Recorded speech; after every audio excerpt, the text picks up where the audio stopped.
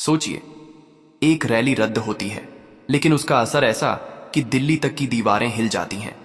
लोग कहते हैं बहन जी पीछे हट गईं, लेकिन अंदर की खबर यह है कि बहन जी ने खेल पलट दिया है और मोदी जी तक को यूपी टीम को रातों रात मैसेज भेजना पड़ा कि इस मूव को हल्के में मत लेना। क्या सच में मायावती ने जो किया वो एक सियासी ट्रैप था? क्या ये सिर्फ रैली रद्द नहीं, बल्कि आने वाले चुनाव का सबसे बड़ा मास्टर स्ट्रोक है? भाई, वीडियो शुरू करने से पहले अगर आप नए हो तो चैनल को सब्सक्राइब जरूर कर देना, क्योंकि यूपी की सियासत की सबसे सच्ची, सबसे तेज और सबसे तगड़ी रिपोर्ट सिर्फ यहीं मिलेगी। अब शुरू करते हैं असली कहानी। लोगों ने सोचा कि मायावती की नोएडा वाली बड़ी रैली रद्द होना एक कमजोरी का संकेत है, जैसे कि बहन जी ने दबाव में आकर फैसला लिया हो। लेकिन राजनीति की चालें सतह पर नहीं, अंदर से तय होती हैं। और बहन जी वो खिलाड़ी हैं जो अपनी चाल दुनिया को दिखाकर नहीं, दुनिया को चौंका कर चलती हैं। इस बार भी कुछ ऐसा ही हुआ। रैली रद्द होने की खबर आई, लेकिन इसके बाद बीजेपी के भीतर जो हलचल मची वो किसी ने उम्मीद नहीं की थी। ऐसा क्यों? क्योंकि बीजेपी के रणनीतिकार ये समझते हैं कि मायावती का हर कदम चुनावी गणित को सीधा प्रभावित करता है। और जिस दिन ये रैली होनी थी, उस दिन उसका राजनीतिक मैसेज इतना ताकतवर होता कि कई पार्टियों की नींद उड़ जाती।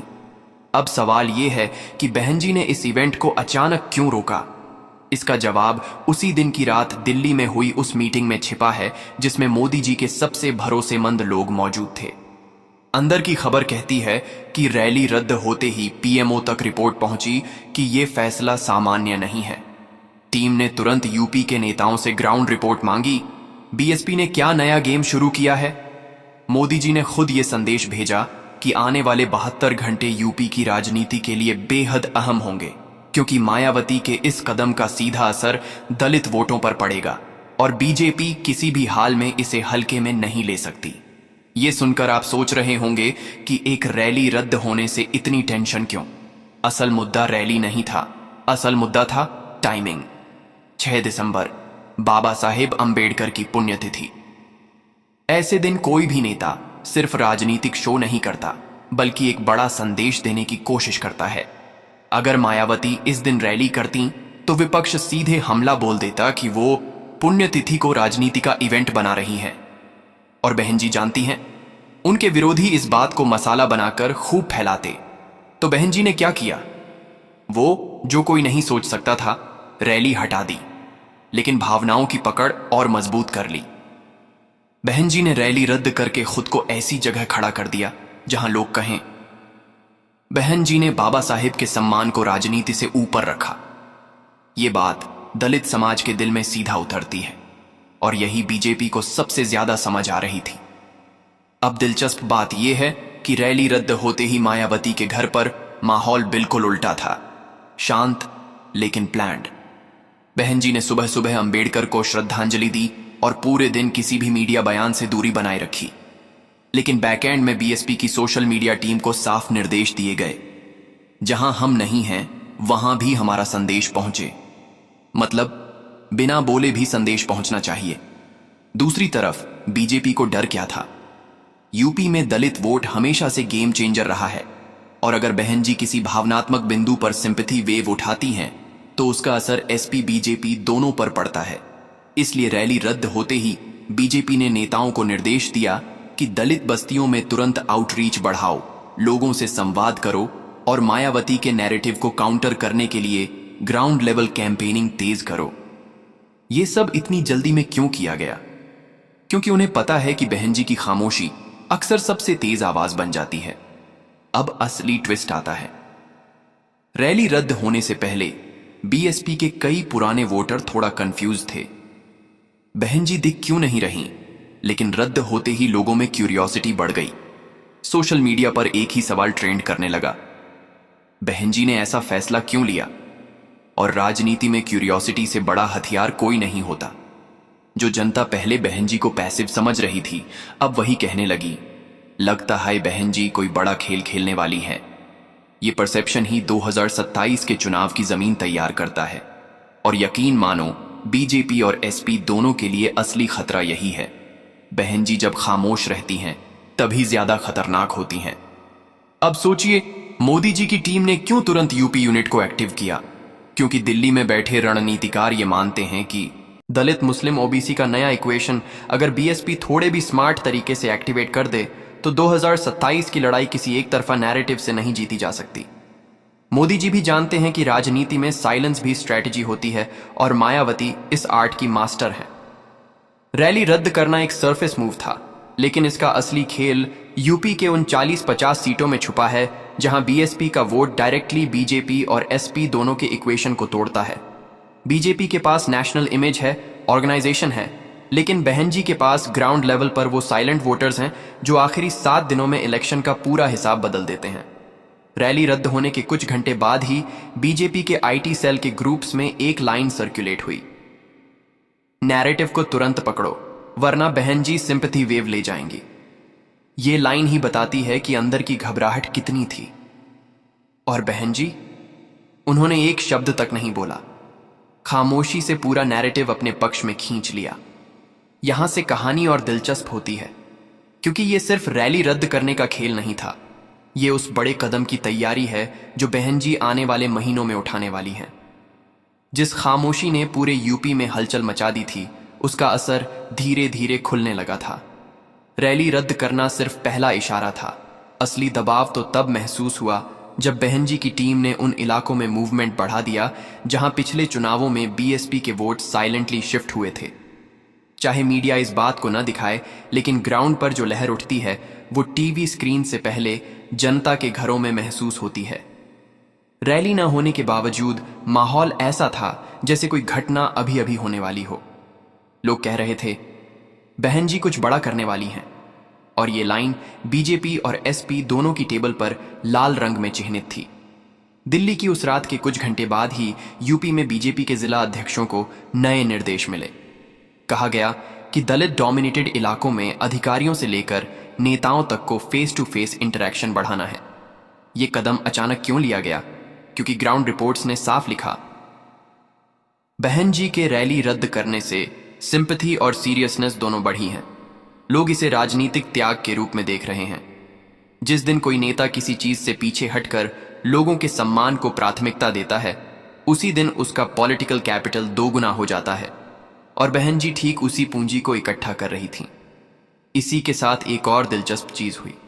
सोशल मीडिया पर बहन जी का एक छोटा सा क्लिप वायरल होने लगा जिसमें वे शांत खड़ी हैं, सिर्फ इतना कह रही हैं, जनता को असुविधा ना हो।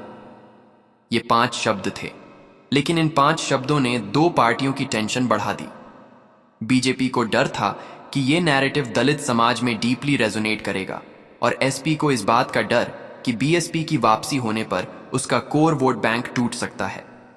ये टेंशन इतनी गहरी थी कि बीजेपी के एक बड़े नेता ने ऑफ रिकॉर्ड कहा, बहन जी को अंडर एस्टिमेट करना हमारी सबसे बड़ी गलती रही है। वो जब शांत होती हैं तब राजनीति सबसे ज्यादा हिलती है। अब सवाल ये नहीं था कि बहन जी ने रैली क्यों रद्द की। असली सवाल था, उन्होंने ये निर्णय किसके लिए और किसके खिलाफ लिया। यूपी का हर नेता जानता है कि बहन जी सिंबॉलिक पॉलिटिक्स की मास्टर हैं।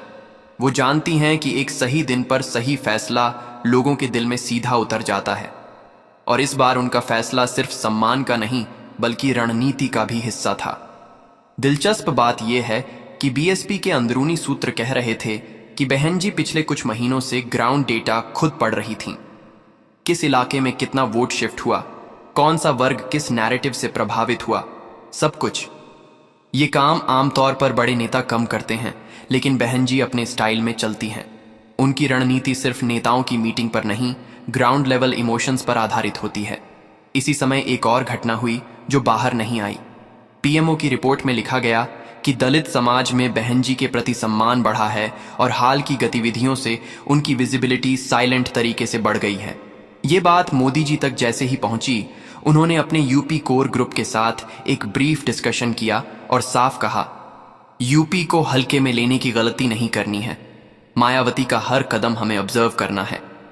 यही वो पल था जब दिल्ली ने ऑफिशियली यूपी को चुनावी खतरे के क्षेत्र में मार्क कर दिया। अब यह समझना जरूरी है कि रैली रद्द करना स्ट्रैटेजी थी या शुरुआत। असल में यह एक शांति से चलाई गई पहली चाल थी। ताकि जनता खुद बहन जी के नैरेटिव को आगे बढ़ाए। अगर रैली होती तो खबर बनती। रैली रद्द हुई तो कहानी बनी, और कहानी हमेशा खबर से बड़ी होती है।